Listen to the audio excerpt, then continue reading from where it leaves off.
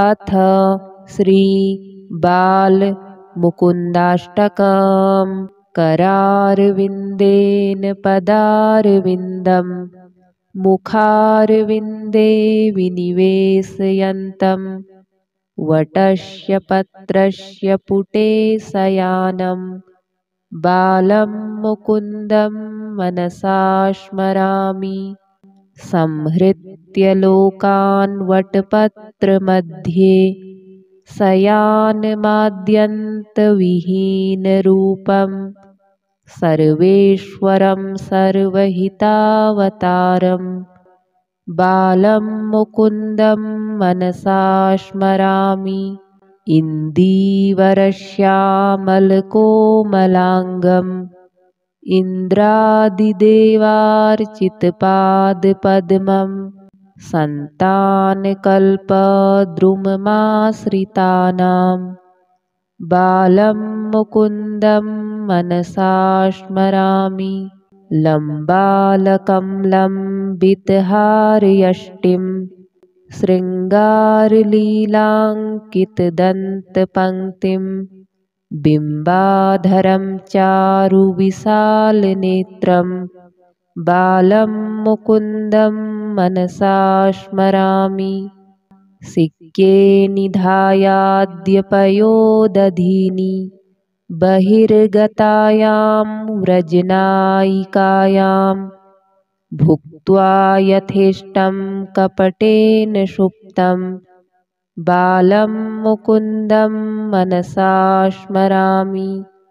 कलिन्दजान्तस्थितकालियस्य फणाग्ररङ्गे नटनप्रियन्तं तत्पुच्छहस्तं शरदिन्दुवक्त्रं बालं मुकुन्दं मनसा स्मरामि। उलूखले बद्धमुदार्यशौर्यम् उत्तुङ्गयुग्मार्जुनभङ्गलीलम् उत्फुल्लपद्मायतचारुनेत्रं बालं मुकुन्दं मनसा स्मरामि। आलोक्यमातुरमुखमादरेण स्तन्यं पिबन्तं सरसीरुहाक्षं सच्चिन्मयं देवमनन्तरूपं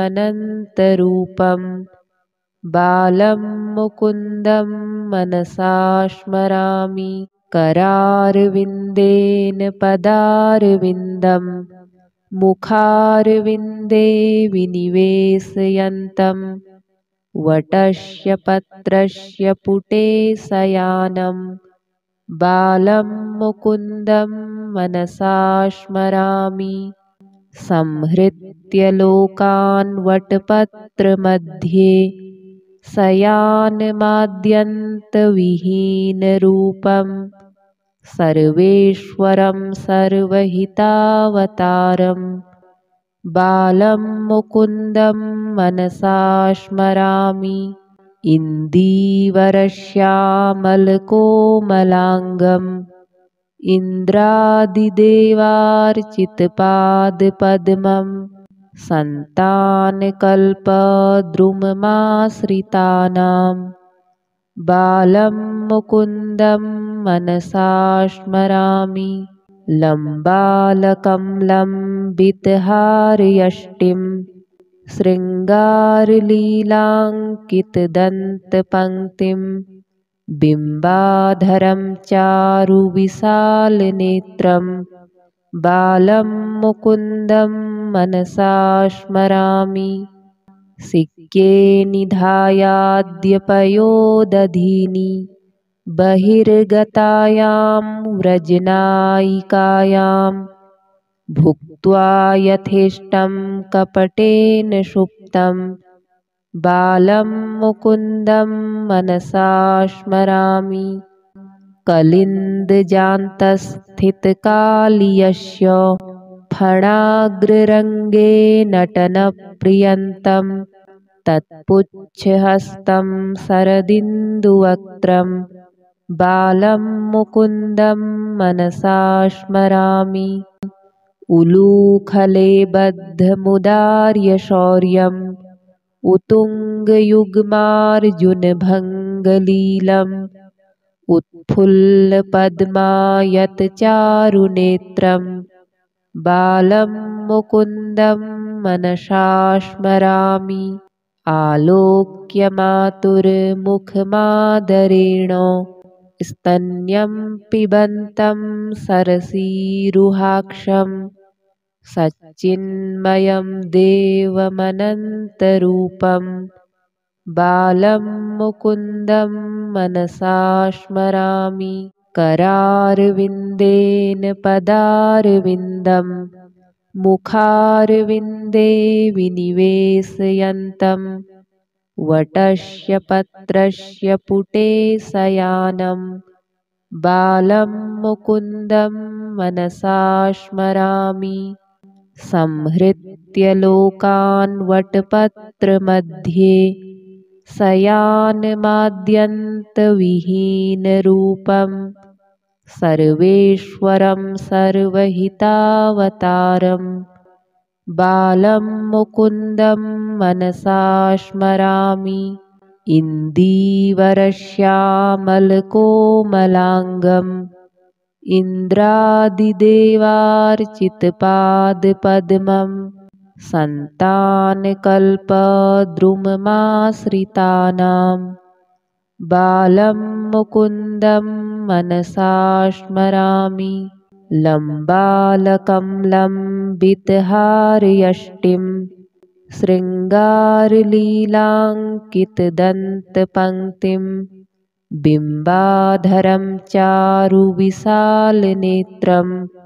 बालं मुकुन्दं मनसा स्मरामि सिक्के निधायाद्यपयोदधीनि बहिर्गतायां व्रजनायिकायां भुक्त्वा यथेष्टं कपटेन सुप्तं बालं मुकुन्दं मनसा स्मरामि कलिन्दजान्तस्थितकालियस्य फणाग्ररङ्गे नटनप्रियन्तं तत्पुच्छहस्तं शरदिन्दुवक्त्रं बालं मुकुन्दं मनसा स्मरामि उलूखले बद्धमुदार्यशौर्यम् उत्तुङ्गयुग्मार्जुनभङ्गलीलम् उत्फुल्लपद्मायतचारुनेत्रं बालं मुकुन्दं मनसा स्मरामि आलोक्य मातुर्मुखमादरेण स्तन्यं पिबन्तं सरसीरुहाक्षं सच्चिन्मयं देवमनन्तरूपं बालं मुकुन्दं मनसा स्मरामि करारविन्देन पदारविन्दं मुखारविन्दे विनिवेशयन्तं वटस्य पत्रस्य पुटे शयानं बालं मुकुन्दं मनसा स्मरामि संहृत्य लोकान् वटपत्रमध्ये शयानमाद्यन्तविहीनरूपं सर्वेश्वरं सर्वहितावतारं बालं मुकुन्दं मनसा स्मरामि इन्दीवरश्यामलकोमलाङ्गम् इन्द्रादिदेवार्चितपादपद्मं सन्तानकल्पद्रुममाश्रितानां बालं मुकुन्दं मनसा स्मरामि लम्बालकमलम्बितहारयष्टिं शृङ्गारलीलाङ्कितदन्तपङ्क्तिं बिम्बाधरं चारुविशालनेत्रं बालं मुकुन्दं मनसा स्मरामि सिक्के निधायाद्यपयोदधीनि बहिर्गतायां व्रजनायिकायां भुक्त्वा यथेष्टं कपटेन सुप्तं बालं मुकुन्दं मनसा स्मरामि कलिन्दजान्तस्थितकालियस्य फणाग्ररङ्गे नटनप्रियन्तं तत्पुच्छहस्तं शरदिन्दुवक्त्रं बालं मुकुन्दं मनसा स्मरामि उलूखले बद्धमुदार्यशौर्यम् उत्तुङ्गयुग्मार्जुनभङ्गलीलम् उत्फुल्लपद्मायतचारुनेत्रं बालं मुकुन्दं मनसा स्मरामि आलोक्यमातुरमुखमादरेण स्तन्यं पिबन्तं सरसीरुहाक्षं सच्चिन्मयं देवमनन्तरूपं बालं मुकुन्दं मनसा स्मरामि करारविन्देन पदारविन्दं मुखारविन्दे विनिवेशयन्तं वटस्य पत्रस्य पुटे शयानं बालं मुकुन्दं मनसा स्मरामि संहृत्य लोकान् वटपत्रमध्ये शयानमाद्यन्तविहीनरूपं सर्वेश्वरं सर्वहितावतारं बालं मुकुन्दं मनसा स्मरामि इन्दीवरश्यामलकोमलाङ्गम् इन्द्रादिदेवार्चितपादपद्मं सन्तानकल्पद्रुममाश्रितानां बालं मुकुन्दं मनसा स्मरामि लम्बालकमलम्बितहारयष्टिं शृङ्गारलीलाङ्कितदन्तपङ्क्तिं बिम्बाधरं चारुविशालनेत्रं बालं मुकुन्दं मनसा स्मरामि सिक्के निधायाद्यपयोदधीनि बहिर्गतायां व्रजनायिकायां भुक्त्वा यथेष्टं कपटेन सुप्तं बालं मुकुन्दं मनसा स्मरामि कलिन्दजान्तस्थितकालियस्य फणाग्ररङ्गे नटनप्रियन्तं तत्पुच्छहस्तं शरदिन्दुवक्त्रं बालं मुकुन्दं मनसा स्मरामि उलूखले बद्धमुदार्यशौर्यम् उत्तुङ्गयुग्मार्जुनभङ्गलीलम् उत्फुल्लपद्मायतचारुनेत्रं बालं मुकुन्दं मनसा स्मरामि आलोक्यमातुरमुखमादरेण स्तन्यं पिबन्तं सरसीरुहाक्षं सच्चिन्मयं देवमनन्तरूपं बालं मुकुन्दं मनसा स्मरामि करारविन्देन पदारविन्दं मुखारविन्दे विनिवेशयन्तं वटस्य पत्रस्य पुटे शयानं बालं मुकुन्दं मनसा स्मरामि संहृत्य लोकान् वटपत्रमध्ये शयानमाद्यन्तविहीनरूपं सर्वेश्वरं सर्वहितावतारं बालं मुकुन्दं मनसा स्मरामि इन्दीवरश्यामलकोमलाङ्गम् इन्द्रादिदेवार्चितपादपद्मं सन्तानकल्पद्रुममाश्रितानां बालं मुकुन्दं मनसा स्मरामि लम्बालकमलम्बितहारयष्टिं शृङ्गारलीलाङ्कितदन्तपङ्क्तिं बिम्बाधरं चारुविशालनेत्रं बालं मुकुन्दं मनसा स्मरामि। सिक्के निधायाद्यपयोदधीनि बहिर्गतायां व्रजनायिकायां भुक्त्वा यथेष्टं कपटेन सुप्तं बालं मुकुन्दं मनसा स्मरामि।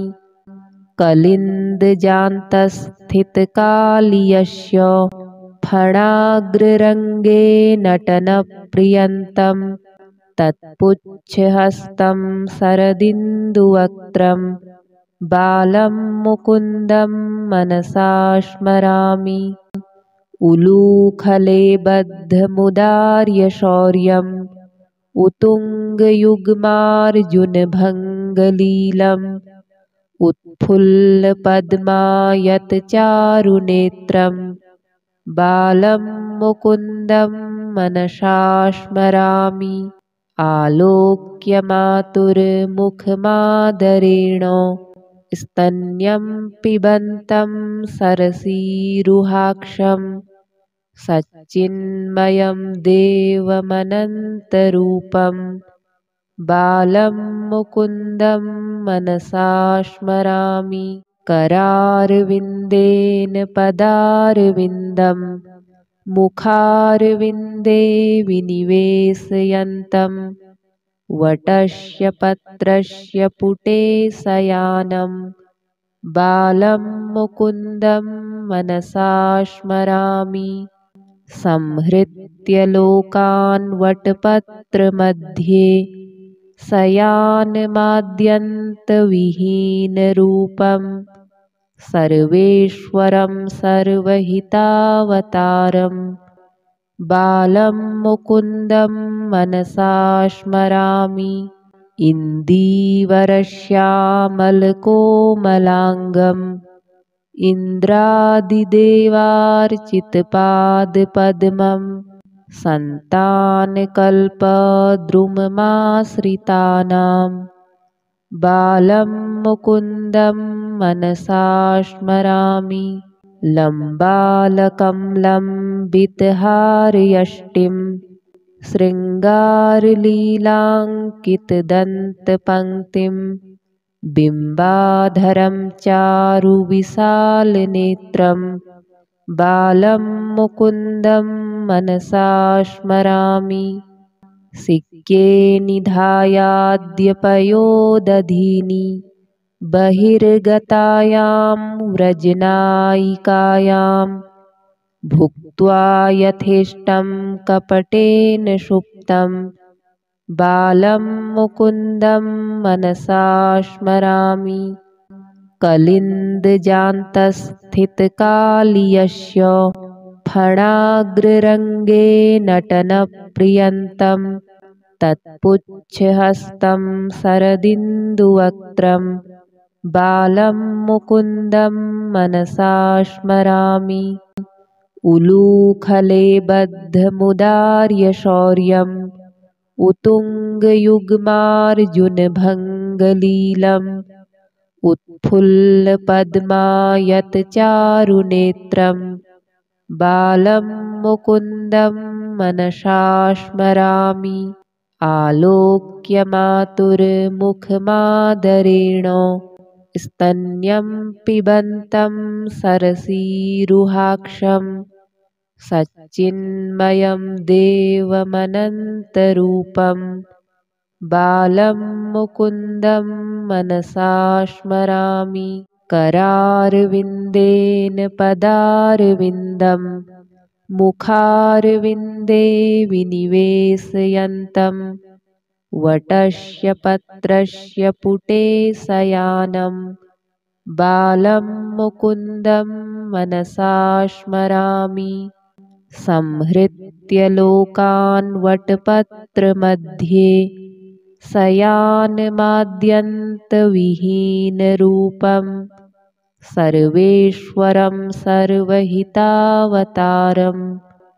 बालं मुकुन्दं मनसा स्मरामि इन्दीवरश्यामलकोमलाङ्गम् इन्द्रादिदेवार्चितपादपद्मं सन्तानकल्पद्रुममाश्रितानां बालं मुकुन्दं मनसा स्मरामि लम्बालकमलं बितहारयष्टिं शृङ्गारलीलाङ्कितदन्तपङ्क्तिं बिम्बाधरं चारुविशालनेत्रं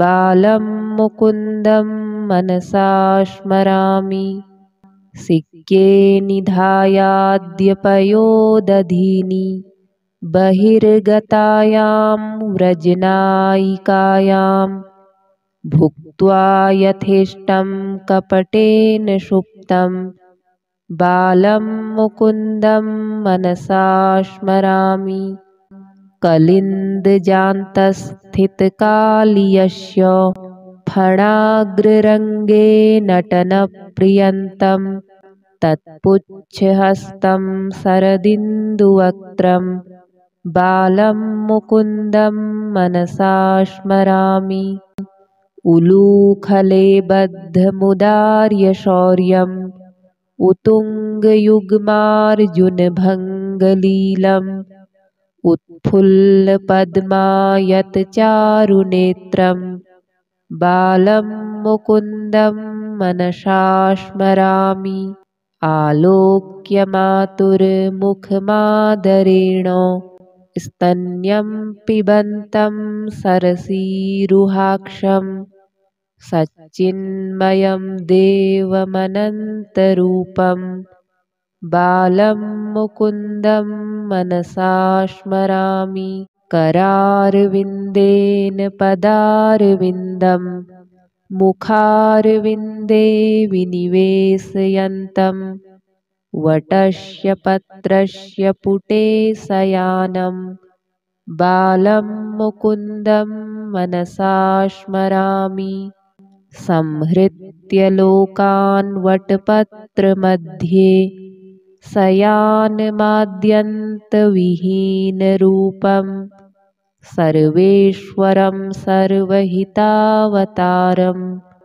बालं मुकुन्दं मनसा स्मरामि इन्दीवरश्यामलकोमलाङ्गम् इन्द्रादिदेवार्चितपादपद्मं सन्तानकल्पद्रुममाश्रितानां बालं मुकुन्दं मनसा स्मरामि लम्बालकमलं बितहारयष्टिं शृङ्गारलीलाङ्कितदन्तपङ्क्तिं बिम्बाधरं चारुविशालनेत्रं बालं मुकुन्दं मनसा स्मरामि सिक्के निधायाद्यपयोदधीनि बहिर्गतायां व्रजनायिकायां भुक्त्वा यथेष्टं कपटेन सुप्तं बालं मुकुन्दं मनसा स्मरामि कलिन्दजान्तस्थितकालियस्य फणाग्ररङ्गे नटनप्रियन्तं तत्पुच्छहस्तं शरदिन्दुवक्त्रं बालं मुकुन्दं मनसा स्मरामि उलूखले बद्धमुदार्यशौर्यम् उत्तुङ्गयुग्मार्जुनभङ्गलीलम् उत्फुल्लपद्मायतचारुनेत्रं बालं मुकुन्दं मनसा स्मरामि आलोक्यमातुरमुखमादरेण स्तन्यं पिबन्तं सरसीरुहाक्षं सच्चिन्मयं देवमनन्तरूपं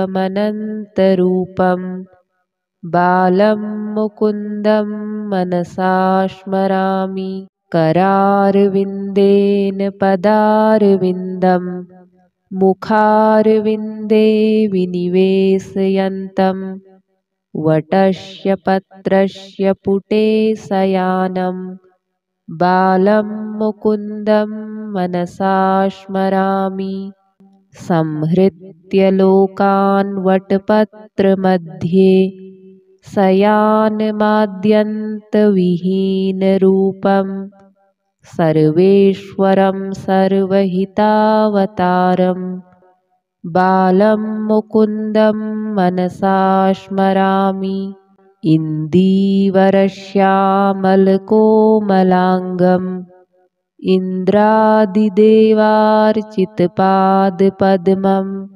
सन्तानकल्पद्रुममाश्रितानां बालं मुकुन्दं मनसा स्मरामि लम्बालकमलं बितहारयष्टिं शृङ्गारलीलाङ्कितदन्तपङ्क्तिं बिम्बाधरं चारुविशालनेत्रं बालं मुकुन्दं मनसा स्मरामि सिक्के निधायाद्यपयोदधीनि बहिर्गतायां व्रजनायिकायां भुक्त्वा यथेष्टं कपटेन सुप्तं बालं मुकुन्दं मनसा स्मरामि कलिन्दजान्तस्थितकालियस्य फणाग्ररङ्गे नटनप्रियन्तं तत्पुच्छहस्तं शरदिन्दुवक्त्रं बालं मुकुन्दं मनसा स्मरामि उलूखले बद्धमुदार्यशौर्यम् उत्तुङ्गयुग्मार्जुनभङ्गलीलम् उत्फुल्लपद्मायतचारुनेत्रं बालं मुकुन्दं मनसा स्मरामि आलोक्यमातुरमुखमादरेण स्तन्यं पिबन्तं सरसीरुहाक्षं सच्चिन्मयं देवमनन्तरूपं बालं मुकुन्दं मनसा स्मरामि करारविन्देन पदारविन्दं मुखारविन्दे विनिवेशयन्तं वटस्य पत्रस्य पुटे शयानं बालं मुकुन्दं मनसा स्मरामि संहृत्य लोकान् वटपत्रमध्ये शयानमाद्यन्तविहीनरूपं सर्वेश्वरं सर्वहितावतारं बालं मुकुन्दं मनसा स्मरामि इन्दीवरश्यामलकोमलाङ्गम् इन्द्रादिदेवार्चितपादपद्मं सन्तानकल्पद्रुममाश्रितानां बालं मुकुन्दं मनसा स्मरामि लम्बालकमलं बितहारयष्टिं शृङ्गारलीलाङ्कितदन्तपङ्क्तिं बिम्बाधरं चारुविशालनेत्रं बालं मुकुन्दं मनसा स्मरामि सिक्के निधायाद्यपयोदधीनि बहिर्गतायां व्रजनायिकायां भुक्त्वा यथेष्टं कपटेन सुप्तं बालं मुकुन्दं मनसा स्मरामि कलिन्दजान्तस्थितकालियस्य फणाग्ररङ्गे नटनप्रियन्तं तत्पुच्छहस्तं शरदिन्दुवक्त्रं बालं मुकुन्दं मनसा स्मरामि उलूखले बद्धमुदार्यशौर्यम् उत्तुङ्गयुग्मार्जुनभङ्गलीलम् उत्फुल्लपद्मायतचारुनेत्रं बालं मुकुन्दं मनसा स्मरामि आलोक्य मातुर्मुखमादरेण स्तन्यं पिबन्तं सरसीरुहाक्षं सच्चिन्मयं देवमनन्तरूपं बालं मुकुन्दं मनसा स्मरामि।